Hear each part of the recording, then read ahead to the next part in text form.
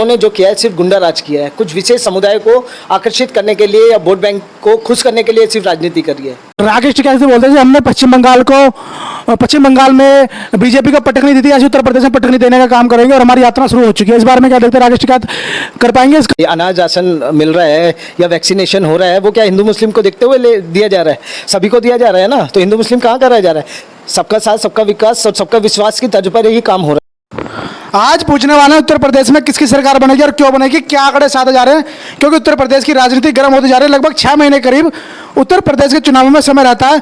पूछते हैं भाई साहब से, संजय बच्चन जी से, किसकी सरकार बन रही है? भाई साहब, किसकी सरकार बनती दिखाई दे? भाई साहब, आपने कहा सबका साथ सबका विकास, क्या विकास करते सबका, लेकिन एक सोचते हैं, लोगों का कहना है, एक विशेष समुदाय कहना है कि योगी जी हिंदू मुस्लिम की राजनीति करते हैं। कुछ लोग कहते हैं, विपक्ष भी कहता है, इसको आप किस तरह देखते हैं? देखिए, ये चीज़ जैसा आपने कहा ना कि ये हिंदू मुस्लिम की राजनीति करते हैं बीजेपी वाले, ये कहीं ना हमें सोचना होगा और हमसे ज़्यादा जो है उस क्या नाम है मुस्लिम समुदाय को सोचना होगा, क्योंकि आज़ादी के बाद जो सरकारें बनी है वो संपूर्ण विपक्ष, चाहे वो लेफ्ट के आदमी हों चाहे कांग्रेस के हों, मैक्सिमम कांग्रेस ने राजनीति कर रही है। नहीं, मैं ये पूछना चाहता हूँ कि योगी सरकार हिंदू मुस्लिम करती है नहीं करती? देखो, बिल्कुल नहीं करती। अगर जो करती होती, मुझे आप ये बताइए कि आज क्या नाम जो सुविधाएं, अनाज राशन मिल रहा है या वैक्सीनेशन हो रहा है, वो क्या हिंदू मुस्लिम को देखते हुए दिया जा रहा है? सभी को दिया जा रहा है ना, तो हिंदू मुस्लिम कहाँ कराया जा रहा है? सबका साथ, सबका विकास और सबका विश्वास की तर्ज पर ही काम हो रहा है। वो विपक्षी ऐसा है कि वो गुमराह तो करेगा, क्योंकि उनकी रोटियां जब ही सीखेंगी वो जब गुमराह करेगा लोगों को। अच्छा, लोगों का कहना है कि सपा इस बार पूरी टक्कर देते दिखाई दे रही है। अगर योगी सरकार की हार हुई तो सपा करेगी, इस बारे में आप क्या देखते हैं? अखिलेश जी इतने योग्य हैं? देखिए, मुझे जो लगता है ना, अभी वो एक सिर्फ विशेष समुदाय को अपनी ओर खींचना चाहते हैं। क्या खाली एक विशेष समुदाय ही रह गया क्या? यूपी में और कोई रहता नहीं है क्या? सबको साथ लेके चलना होगा ना। ये सिर्फ जब शासन आता है तो इनकी गुंडा राज चलता है।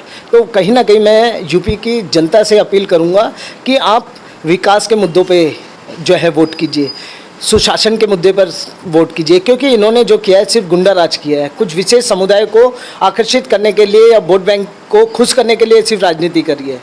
अच्छा, राकेश टिकैत से बोलते हैं कि हमने पश्चिम बंगाल में बीजेपी को पटकनी दी थी, ऐसे उत्तर प्रदेश में पटकनी देने का काम करेंगे और हमारी यात्रा शुरू हो चुकी है। इस बारे में क्या देखते हैं, राकेश टिकैत कर पाएंगे इस काम को? देखिए, राकेश टिकैत अगर जो ये सोच रहे हैं कि हमने पटकनी दी है तो ये उनकी गलतफहमी है। क्यों? क्योंकि भारतीय जनता पार्टी जो है ना 3 से 80 पे आई है, ना कि 3 से कम हुई। जब आप कह सकते थे कि पटकनी दी है, पटकनी कहाँ दी है? वो तो कितने 20 गुना से भी ज़्यादा लेके आ गई, 30 गुना से ज़्यादा, 80 सीट लेके आई है।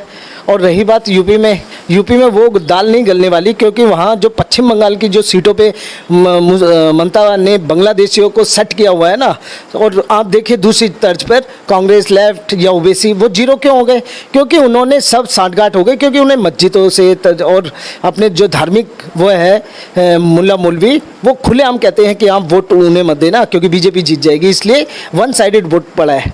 उन्होंने क्या नाम ये चीज़ देखी है, सिर्फ बीजेपी को हराना है। इनका कोई और विशेष एजेंडा नहीं है कि विकास पे देने वोट, सिर्फ बीजेपी को लेके टारगेट बना हुआ है कि बीजेपी के अगेंस्ट वोट करना है। विपक्ष का कहना है कि बीजेपी की अगर सरकार बनती है वो हिंदू मुस्लिम बहुत करते हैं, हिंदू मुस्लिम बहुत होने लगता है, मुस्लिमों पर अत्याचार बहुत होने लगता है। इस बारे में आपकी क्या राय है?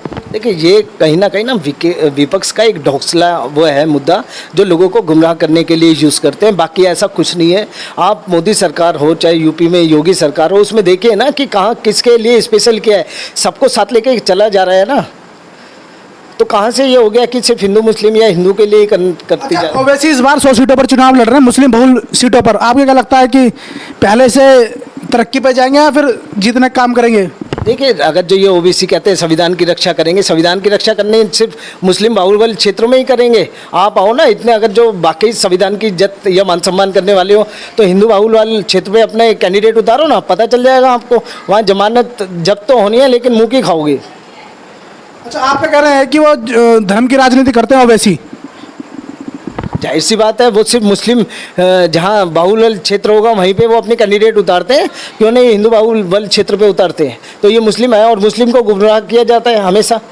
सरिया कानून के बारे में बताया जाता है, संविधान को मानते ही नहीं है। उनके खुद जो जीते हुए कैंडिडेट है, बिहार में 5 जीते हुए हैं, तो उनमें से एक अगर जो वो शपथ ले रहे थे उसमें आप उस दौरान उसका वो देखिए शपथ पत्र, उन्होंने उर्दू को चुना और क्या नाम भारत माता की जय बोलने से इनकार कर दिया था। तो क्या ये हम लोगों को दिखेगा नहीं? क्या कब आँख खुलेंगी? अच्छा, तो आपका कहना है कि बीजेपी सरकार बनती दिखाई दे रही है, मतलब पहले से ज़्यादा सीटों पर उतनी या कुछ फार्मर प्रोटेस्ट का कुछ दिख सकता है प्रभाव? देखिए, जो ये किसान को लेके जो टिकट गुमराह कर रहे हैं, उसमें आप ये तो कह सकते हैं कि ये मार्जिन को कम कर सकते हैं, लेकिन जो मेरा अपना अंदाज़ा है कि बीजेपी जो है ना पहले से ज़्यादा सीटें लेके आएगी और एक मजबूत सरकार बनेगी बहुमत से। तो ये थे शांत संजय बच्चा जी के विचार। वीडियो कैसी कमेंट सेक्शन में जरूर बताना और अपनी राय कमेंट सेक्शन में जरूर देना। व्यूज़ नेशन फेसबुक पेज को फॉलो करें, व्यूज़ नेशन यूट्यूब चैनल को सब्सक्राइब करें। जय हिंद, जय भारत।